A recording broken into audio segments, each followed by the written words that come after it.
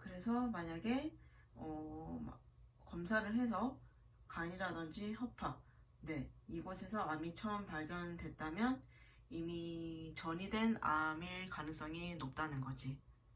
그리고 세 번째가 직접 파종성 전이인데, 이것은 이제 몸통 안의 표면과 점막 표면에 이제 종자를 뿌려놓은 듯 확산하는 경우와 수막의 표면을 따라 확산하는 경우가 있다. 그래서 그 76쪽에 보면은 두 번째 점에는 잔록창자암으로 암세포가 잔록창자벽을 파열하고 배 안의 배막 표면으로 확산하거나 난소암이 난소의 피막을 파열하고 배막 표면으로 확산하는 경우이다. 그래서 폐암이 가슴막까지 퍼져 그 표면에 파종을 형성하는 경우, 또는 이제 소화의 뇌에 발생하는 수화종이 수막 표면의 파종성으로 확산하는 경우가 이에 해당이 된다. 그래서 전이는 이제 총 3가지 방법으로 이렇게 나뉠 수가 있다. 그 다음을 보면 종양을 이제 어떻게 진단을 하느냐 해서 이제 검사 방법이 나와 있는데, 우리가 제일 많이 하는 검사가 첫 번째 나와 있는 조직학적 검사. 이게 가장 정확하고 많이 이용되는 방법으로 이제 수술에 의해 병변을 완전히 제거한 후에 조직 검사를 시행하는 방법으로 병소와 가장 대표적인 부위를 채취하여 검정한다. 그래서 이제 그 개복수를 해서 그 드라마에서 봤는지 모르겠는데 그 암세포 하나를 떼내서 바로 검사를 보내는 거지. 이게 조직학적 검사고, 그 두 번째가 세포학적 검사. 이것은 조직 검사를 하기에는 너무 어려운 것에 종양이 위치하거나 특수한 경우에 이용되는 방법이다. 그래서 여기에는 이제 탈락세포 검사라든지 흡임세포 검사라고 하는 게 있다라는 이 정도만 이제 알고 있으면 될 것 같고, 마지막으로 기타 검사는 이제 면역조직화학 검사, 분자생물학적 검사, 그리고 유세포 기측, 종양 표지자를 이용한 검사가 있는데, 이것은 종양의 진단 및 환자의 예를 결정하는 데 이용이 된다. 그래서 총 3가지가 있지만 가장 정확하고 많이 이용되는 방법은 조직학적 검사이다 라고, 이건 그냥 알고 지나가면 될 것 같아, 얘들아. 그렇다면 이제 암 발생에 영향을 미치는 내적 요인이 무엇이 있는지 그냥 이거 간단히 보고 넘어가면, 지리적 및 인종적 요인이라든지 이제 뭐 환경, 습관도 있고, 그렇지? 저기 보면은 자외선에 자주 노출이 되면 피부암, 그리고 성면에 노출이 되면 폐암, 그리고 습관성으로 음주를 하면 이제 구강암, 인후두암, 식도암, 간암, 그리고 흡연자의 경우에는 폐암, 구강암, 인후두암, 식도암, 방광암이 걸릴 수가 있다. 그래서 연령도 영향을 미치지. 15세 이하의 소아에서는 주로 백혈병, 뇌종양, 림프종이 발생을 하고, 요즘은 65세 이상의 노인뿐만 아니라 젊은 층에서도 발생을 하지. 폐암이라든지 전립腺, 암 등이 있다.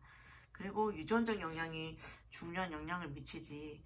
보면은 일반적으로 암 환자의 가족력이 있는 경우 동일 종류의 암에 걸릴 가능성이 가족력이 없는 사람보다 무려 3배가 높다.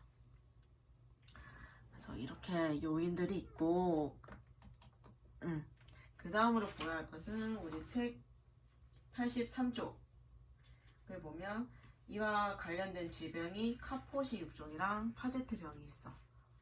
카포시 6종이라 하면 이제 바이러스에 의해서 피부라든지 기타 장기에 발생하는 내피세포 기원의 드문 악성 종양이다. 그래서 서서히 진행되는 것이 특징이고, 40세에서 70세의 남자의 다리에서 흔히 발생을 한다. 그래서 전신적으로 나타날 때는 목, 림프절, 침샘에도 나타나지만 내부 장기의 침범까지 흔히 나타나는 게 이 카포시 6종이다. 그 다음 밑에 보면 파제트병이 나와 있는데, 파제트병은 유방암이 특히 유두의 피부를 침범하는 유방암의 한 종류로서 드물게 나타나는 것이고, 대부분의 유방암은 40세 이후의 여성에서 발견이 된다. 하지만 이 유방암은 연구가 가장 많이 된 암 가운데 하나이지만 아직도 발생 기전은 확실히 밝혀지지 않았다. 아까 보면 이제 뭐 폐암이라든지 간암 이런 거는 뭐 흡연이나 아니면 이제 음주 이런 걸 통해서 나타난다고 나와 있지만 아직도 유방암은 딱 정확히 명확하게 나와 있는 발생 기전이 없어. 그래서 추측으로만 할 수 있지.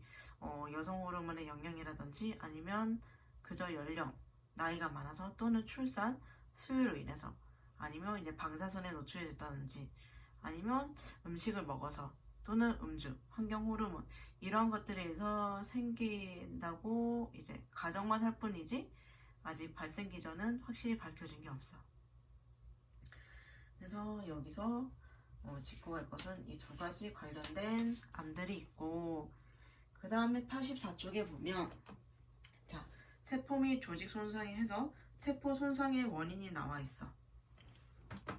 세포 손상의 원인에는 어떤 것들이 있냐. 첫 번째가 산소 결핍인데 이것이 세포 손상을 유발하는 가장 흔하고 중요한 원인 중에 하나이다.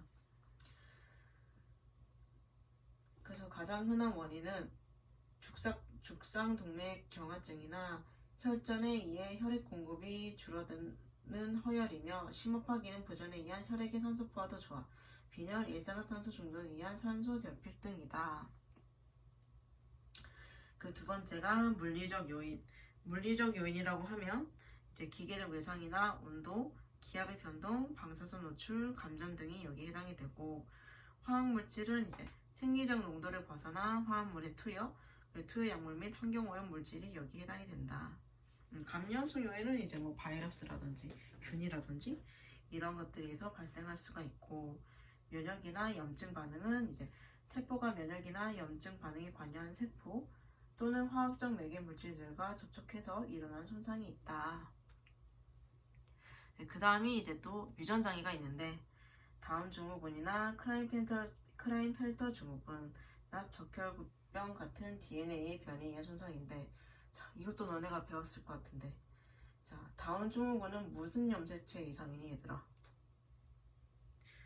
우리 막 상염색체, 뭐 성염색체 이런 거 배웠을 것 같은데 자, 다운 증후군은 상염색체 이상에 의한 질환 중에 가장 흔한 질병이야. 그래서 얘는 21번 염색체가